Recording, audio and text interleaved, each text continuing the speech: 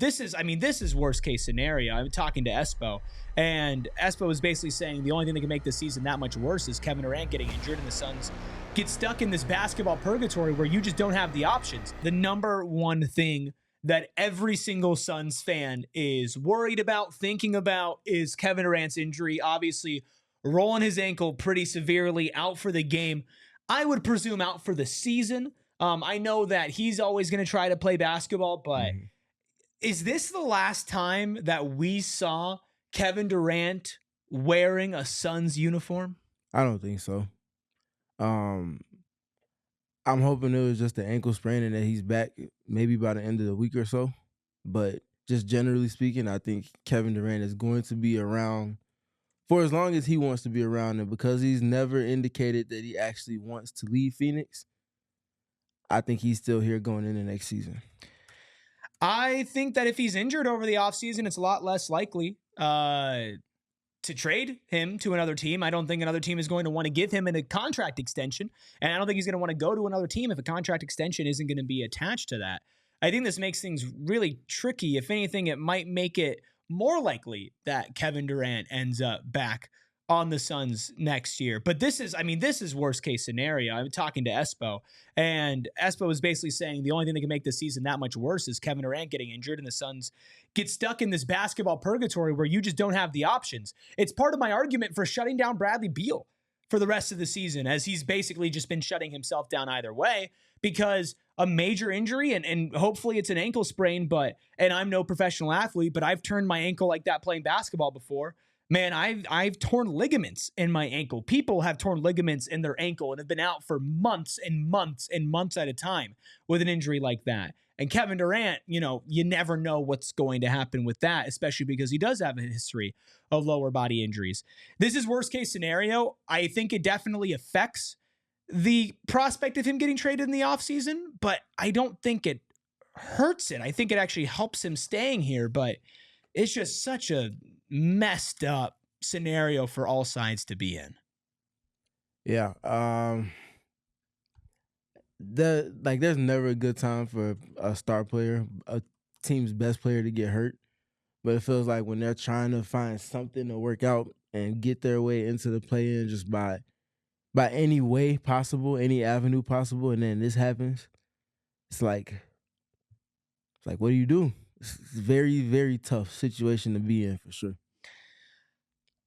It's like I want to talk more about it. I just don't know what else there is to say. I hope he's okay. About it. Yeah, I think he was close to being eligible to make an all-NBA team. I think he would have had a good conversation to be in there. He has to be close to the games played threshold. We'll have to double check that. I think he's like 3 games away. Kevin Durant. It has to be close. He has to be close for sure. The Suns have 6 games left now? Yeah, and this has been a relatively healthy season all around for not just Kevin Durant, but for the Suns.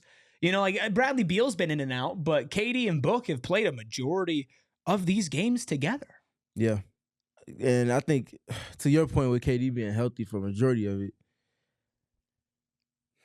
I feel like if the worst thing that comes out of this is that he's able to get the accolades that he deserves from this season, from this season from hell in many respects, take that from it. But I don't know. This is just very tough. So Kevin Durant has played 62 and you have to games. play 65. I believe it's 65. Okay.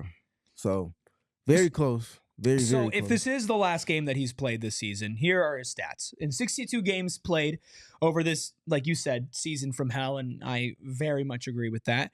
36.5 minutes per game, 26.6 points per game, 6 rebounds, 4.2 assists, 0.8 steals, 1.2 blocks per game, so 2 stocks per game.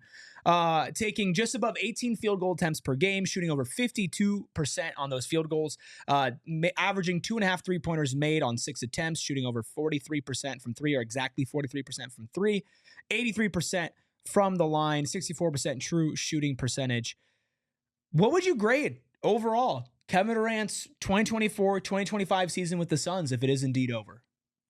For the weight that he had to carry offensively, for the ways in which they had to lean on him, for offense, for creation, for the consistency of showing up winning multiple Player of the Week awards, being an All-Star, being a no worse than top 12 player in the league this season. That's an A season for him. Yeah. I think A is fair. I think that on many nights he was A++. There was a stretch of time where this team could not do it, and honestly, it's basically been the whole season, where this team could not do anything without Kevin Durant. He's had to shoulder a load way too heavy for somebody at this point in his career, not because he's not able to do that, because he showed us, Steven, that he's still able to do that. Like you mentioned, play like a top 12, top 10 player in the league, sometimes play like a top 5, top 3, top 1 player in the league on any given night. Has had to overcome the ups and downs of Devin Booker's worst career as a pro since he's hit his prime, overcome the inconsistency of Bradley Beal, the rotations of Mike Budenholzer, not having the right players played around him, and Ryan Dunn and Oso Ighodaro, the Yusuf Nurkic saga of everything. I mean, Kevin Durant, for how long he's been in the league and for what he's put up, does not deserve to be in a situation like this. And overall, he gets an A+ for how he performed in that situation, but with some of the turnovers, he's had some games where he has disappeared and he hasn't played up to snuff. I'm going to give him an A, but I think that more falls on not being able to succeed in his circumstances than Kevin Durant. I think you drop Kevin Durant on 30 out of 30 NBA teams, and he's exactly the same player. It's up to everybody else around them to get the most out of what he's providing, and the Suns and Mike Budenholzer emphatically failed an all-time legend at doing that this season.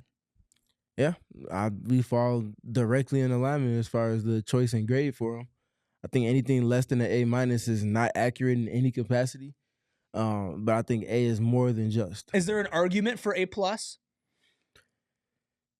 Yes, there is, because the game winners, the bucket getting barrages that have helped to bring this team out of ruts. The start to the season, I know it seems like that was eons ago because it was, but it did happen. The consistency more than anything, though, for me, the consistency and the efficiency within that, it's not easy to do when you have the attention on you that he has on a nightly basis. And factor in also Devin Booker not being up to snuff as far as being his even worse self early in the season. We saw different types of lows from him, especially early on. That adds to the load for him. Bradley Beal being in and out the lineup and struggling to find his consistency until like January or February. That increases the load on him. Players like Grayson Allen not being in the rotation early on, and then when he comes back, he has to work his way back into game shape because of the baby situation on top of the injury. Like, those are just multiple instances of him having that much more of a load to carry offensively, and he did that fairly well. You know, I'm actually surprised. 36.5 minutes per game kind of feels low. Yeah, I thought it would have been closer to 38. Yeah, I definitely thought it was going to be closer to 40, not even at one point. Earlier this season, he was like top 3, top 5 in minutes played up until like, I think it was like close to the New Year. It was like a little bit after Christmas. But once again, this isn't Kevin Durant's body failing him, right? And it's going to suck because you know what the discourse is going to be, especially if he's ruled out for the season, especially if this is a major injury. It's going to be Kevin Durant's body can't sustain. Kevin Durant's body can't hold up. Once again, it's somebody's foot goes under his foot. Yeah, it's not, that's tough, like his hamstring is deteriorating like Bradley Beal's, or he tore his calf, or, his back is messed up because he's old like Steve Nash when he was at the end of his career. Or even if it's like a recurring ankle injury. Yeah. It's not even something like that. It's not. That's not the same. I wonder if it is the same ankle that he rolled in warm-ups when he was supposed to make his debut. I thought about that too. Yeah, I can't remember which ankle it was, so I left it alone, but it's tough. It might have been.